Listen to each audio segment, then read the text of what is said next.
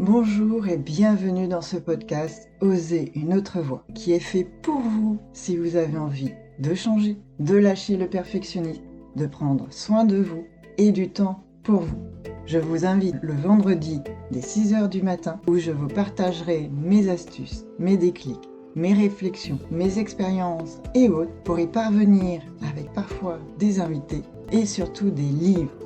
Car je suis Sophie Am, bibliothérapeute et plus spécifiquement bibliocoach, ainsi que magnétiseuse à distance après reconversion et burn-out. Alors, osez, essayez, testez, passez à l'action et échangeons ensuite. Bonne écoute et je vous retrouve de suite pour un nouvel épisode. Bonjour les audacieuses, comment allez-vous aujourd'hui ? Aujourd'hui, c'est un épisode où je vais vous parler de la bonne élève. Peut-être que vous connaissez ce syndrome, et sinon, ce n'est pas grave, je vais vous en parler après notre rituel habituel, et surtout pour que vous en ayez conscience si vous ne le connaissez pas, pour prendre mieux et soin de vous. Alors, comme d'habitude, avant d'entamer le vrai sujet, je vous invite à expirer, lâcher, vous détendre, puis vous installer confortablement. Même si vous étiez déjà installé, vérifiez que vous avez la bonne posture, que le corps est vraiment détendu, le plus détendu possible. S'il y a encore des contractions, des crispations, des douleurs, des tensions. Reprenez encore une bonne inspiration et expiration pour vraiment permettre à votre corps et votre mental de prendre conscience et de se rappeler que c'est un rituel que vous amorcez pour vous détendre et profiter pleinement de ce temps pour vous. De vous poser cette question, si vous ne vous l'êtes pas posée de toute la semaine, de comment vous allez, comment vous vous sentez en cet instant. Et surtout, honnêtement et sincèrement, puisque là, ce n'est que pour vous. Prenez encore quelques respirations, détendez-vous, mettez de côté vos tracas, les questions, les to-do list éventuellement dans ce bocal et fermez le couvercle. Si ce n'est pas suffisant, que vous avez encore besoin de prendre du temps pour vous, de vous poser cette question ou de prendre le temps de scanner votre corps, eh bien, mettez sur pause. Et sinon, on commence de suite avec le sujet du jour sur la bonne élève. Je ne sais pas si vous connaissez ce syndrome de bonne élève ou de good girl. En tout cas, moi, je me suis reconnue dedans et vraiment, je me suis dit, mais oui, c'est exactement cela.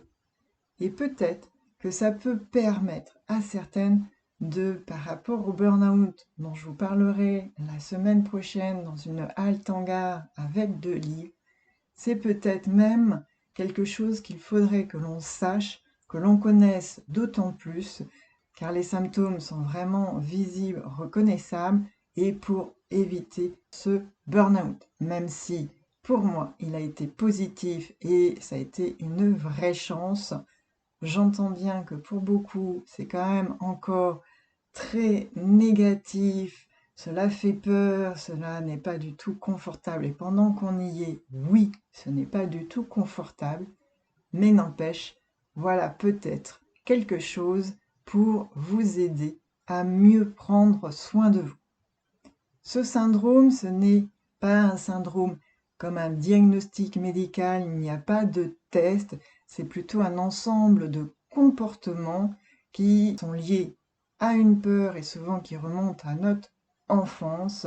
Et c'est plus souvent les femmes qui ont ces symptômes et ce syndrome.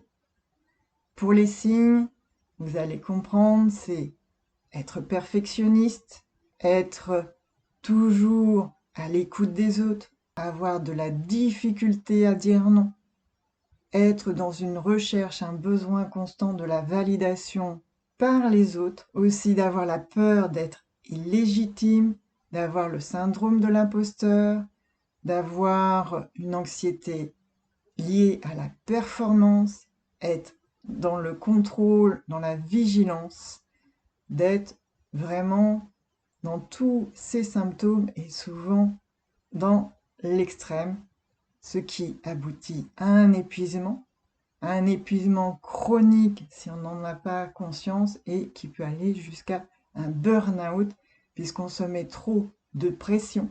La pression est énorme. Des personnes qui cherchent effectivement la performance, pas pour la performance en elle-même, mais parce qu'on estime qu'on n'est jamais suffisamment à l'auteur, pas assez, et toujours donc à vouloir encore mieux, encore plus, à être parfaite. Peut-être que vous vous reconnaissez dans ce syndrome et pas de panique, vous le savez, j'aime pouvoir rassurer, donner un ton positif à tous ces symptômes, ces syndromes et même au burn-out. Et là, je vais faire la même chose. Car oui, effectivement, si on n'en prend pas soin, si on n'en a pas la connaissance, on peut arriver jusque-là et j'y suis passée puisque pour moi, j'en ai fait 4, en tout cas sur un en 2020, un burn-out, puisque c'est celui-là qui a été vraiment diagnostiqué et qui a quand même duré un peu plus de 6 mois. Alors que les autres, quand je refais mon histoire, je diagnostique 3 burn-out, ou en tout cas, je mettrai peut-être 3 alertes de la bonne élève. Tout ça pour dire, peu importe le temps que cela prend, mais en tout cas, si vous êtes perfectionniste, si vous avez du mal à dire non, si vous dites toujours oui aux autres et que vous pensez que c'est les autres qui doivent passer en premier, ou même que vous n'y pensez même pas, que pour vous c'est naturel et que vous vous oubliez, que vous vous sentez épuisé, fatigué, c'est que je suis sûre qu'il y a la bonne élève en vous qui est là et qui vous fait signe qu'il est temps de prendre soin d'elle et surtout d'en prendre conscience. Et du coup, c'est mon premier point, c'est identifier, prenez conscience de ce syndrome. Il n'y a rien de contagieux, de malheureux, de honteux, ni rien, ni de culpabilité. C'est juste quelque chose qui est plus lié à nous en tant que filles, de par notre éducation, la société et autres, où on est amené beaucoup plus à s'occuper de frères, de sœurs, à être la bonne élève, d'être le bon modèle, si on est l'aîné pour les autres, etc. Et du coup, forcément, cela fonctionne très bien et cela peut être très utile quand on est enfant. Mais le problème, c'est qu'ensuite, on le garde en tant qu'adulte. Et là, ça peut devenir un vrai problème. Et c'est là, justement, lors d'un coaching, que je m'en suis rendu compte, car avec une cliente, alors que t'es dit à la fin d'une séance que voilà, elle ferait une action pour la semaine suivante, ou 15 jours après, je ne sais plus. Et elle est revenue toute penaude en me disant « Je suis désolée, j'ai essayé mais je n'ai pas réussi et je m'en veux car je n'ai pas fait mon action. » Et là, instinctivement, intuitivement, je me suis dit « C'est pas grave, là on a une source d'information précieuse, pourquoi vous n'y êtes pas arrivé?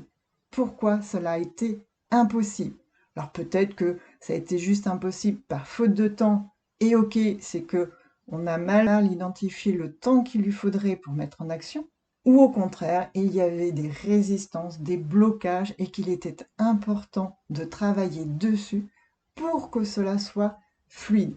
Mais en tout cas, moi sur le coup, je me suis dit, mais oui, mais là, elle se pense encore la bonne élève comme à l'école. Et du coup, moi aussi, ça m'a fait réagir parce que je me suis retrouvée complètement et je me suis dit, mais moi aussi, ça m'arrive encore, même si j'ai beaucoup travaillé et que le perfectionnisme, j'en ai beaucoup lâché. Cela n'empêche pour celles qui me connaissent, et peut-être que j'en ai plus parlé dans mes newsletters, mais quand j'ai commencé avec la newsletter, je m'étais justement préservée en identifiant que comme j'étais une bonne élève, que je m'étais dit je veux faire une newsletter toutes les semaines, tout d'un coup j'ai senti une pression en moi. Et là, je me suis dit non, c'est pas juste. Oui, c'est ce que j'ai envie et j'aimerais faire. Et du coup, j'ai trouvé un compromis. Je l'ai écrit officiellement en disant j'essaierai au mieux et au plus de faire une newsletter toutes les semaines, mais si besoin, si imprévu ou si je ne peux pas, il n'y aura pas de newsletter par moment. Une semaine, et finalement sur un an, il n'y en a eu que 2 que je n'ai pas faites et j'avais prévenu, puisque c'était pour les vacances de Noël et que j'avais prévenu que là je faisais une pause totale, déconnexion et autres, et donc il n'y aurait pas de newsletter. Mais cela aurait pu arriver, et du coup de m'avoir écouté, entendu, cela m'a permis de relâcher la pression. Ça n'empêche que quand j'ai commencé le podcast pour le lancement, et j'en ai parlé, je crois, plus aussi, peut-être en newsletter, mais en tout cas aussi dans les premiers podcasts au tout début, je m'étais mis tellement la pression. Je voulais tellement suivre la méthode, vraiment à la ligne, toute la règle qui nous avait été donnée. Je voulais faire la parfaite élève. Et là, forcément, m'étant mis trop la pression et sans m'en être rendu compte, ça avait été catastrophique. Le début a été vraiment catastrophique et pas tant dans le contenu ni dans l'organisation, mais ça s'est reporté sur le micro qui m'a fait défaut, je n'arrivais pas à bien enregistrer, qu'on n'entendait pas bien, qu'il y avait plein de sous-bruits, etc. Bref, ça avait été une horreur. J'avais dû répéter plusieurs fois les 2 premiers épisodes, et ça m'avait gâché mon plaisir. Et du coup, oui, je m'en suis rendu compte que cela m'arrivait encore. Maintenant, ça fait plus d'1 an que je fais le podcast, donc beaucoup moins. D'ailleurs, vous le savez, sur cette 2e année, j'ai beaucoup plus lâché, je fais beaucoup plus intuitivement ces épisodes grâce au coaching, en me connaissant et en travaillant aussi en coaching avec d'autres personnes, de pouvoir prendre et d'avoir tous ces déclics et de voir comment je peux relâcher la pression. Et parce que j'ai travaillé aussi beaucoup sur le perfectionnisme, petit à petit, effectivement, cela diminue. Et ça, c'est vraiment mon message coup de cœur. Ce n'est pas parce qu'on est une bonne élève, une élève modèle, une élève parfaite, que de plus en plus on s'est mis la pression, que de plus en plus en étant adulte on se met la pression, que cela ne peut pas changer, que cela ne peut pas être modifié. Comme toujours, avec douceur et bienveillance. Et donc, pour moi, le premier élément le plus important, c'est déjà d'identifier, d'être consciente et d'accepter que oui, vous avez peut-être comme moi ce syndrome de la bonne élève. Et tout va bien. Comme je le disais au début, ce n'est pas contagieux, ce n'est pas honteux, et il n'y a pas de culpabilité à avoir. Maintenant que vous en avez connaissance, conscience, nous allons regarder comment on peut en prendre soin. Car pour moi, c'est vraiment le premier pas d'en prendre conscience, et déjà, je dirais, félicitez-vous. Maintenant que vous avez fait ce premier pas d'en prendre conscience et connaissance, félicitez-vous. Oui, vraiment, pour marquer ce premier pas, en avant vers le changement. Et si besoin, pour justement accepter cette situation qui peut vous faire peur, qui peut malgré tout entraîner de la culpabilité, de la honte, etc., pensez à mon épisode sur les 6 ingrédients, pensez à vous sourire, à avoir beaucoup de bienveillance pour vous-même, à avoir de la gratitude, car cette bonne élève, elle vous a permis d'atteindre des sommets, d'être sûrement une super maman, une super amie, une super employée, une employée modèle que toute entreprise voudrait avoir dans son entreprise et des équipes comme vous. Alors, pour cela, remerciez-la. Dites-lui merci. Ayez de la gratitude pour elle comme pour vous, car elle fait partie de vous. Deuxièmement, ce que je vous propose, c'est justement qu'est-ce que vous pouvez changer. Qu'est-ce que vous avez envie de changer pour vous? Quelle est votre priorité? Par exemple, moi, sans le savoir, c'est le perfectionnisme sur lequel j'ai travaillé parce que c'était le plus flagrant, c'était celui qui se voyait le plus, dont j'en avais conscience et que je ne savais pas comment toujours l'aborder, le diminuer ou autre, mais j'ai appris, j'ai trouvé, et peu à peu, cette perfection, même si elle revient, je m'en rends compte beaucoup plus rapidement, presque de suite. Et là, de suite, je sais que je me pose, je regarde jusqu'où je suis prête à faire un effort, jusqu'où, oui, j'ai envie que ce soit beau, ce soit bien fait, mais pas trop non plus, car la surperfection ne sert à rien et la perfection n'existe pas. Donc, vous, est-ce que c'est sur le perfectionnisme, sur la reconnaissance des autres, sur dire non, sur votre peur, peur de ne pas être à la hauteur, peur d'être illégitime ou d'être une imposteur, etc. Regardez sur quel angle travailler. Et là aussi, tout peut se changer doucement avec bienveillance. Et là, je vous renvoie aussi à un épisode, celui sur le pouvoir des habitudes, ce livre où il est indiqué comment un rien peut tout changer.